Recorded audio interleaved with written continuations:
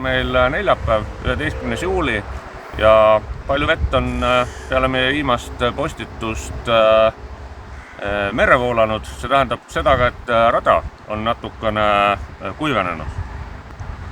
Oleme seisus, kus võistlejate saabumiseni on jäänud vähem kui 24 tundi. Eile sai maha löödud esimesed parkimisalade piirdedokid.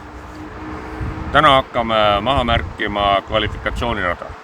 Põhirada märgitakse maha reedese päeva jooksul, arvestades siis võistlejate arvu, ilmastikuolusid ja võistlusklasside täituvust. Mandaat on komplekteeritud kõigile tuttavate spetsialistidega ja alustab vastuvõttu reedel. Korraldamisega on alati kaasnenud ka sellist tööd, mida keegi ei näe. Aedade paigaldamine, prügivedu, niitmine. Seda on alati raske hinnata, aga kui see on tegemata jäänud, näevad seda kõik.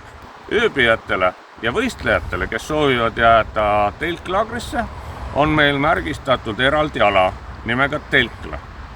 Üheks päevaks tulijad peaksid koonduma suunale parkla. Panen väga südamele, et võistlusalast läbival maanteel on piiratud kiirus. Teie endi ja teie sõprade turvalisuse huvides. Kuigi olen nüüd teinud teid kurvaks oma keeldude ja piirangutega, siis olete oodatud Nõmmemaale, Lääne-Nigula vallas vaatama maastikusõidukite võiduajamist. Tule täna, tule homme või tule kas või pühapäeva üheks päevaks. Tule kas või järgmine kord. Kui huvi tekkis, aga täna mahti pole, siis vaata lehelt offroad.ee ja leia omale sobiv võistlus.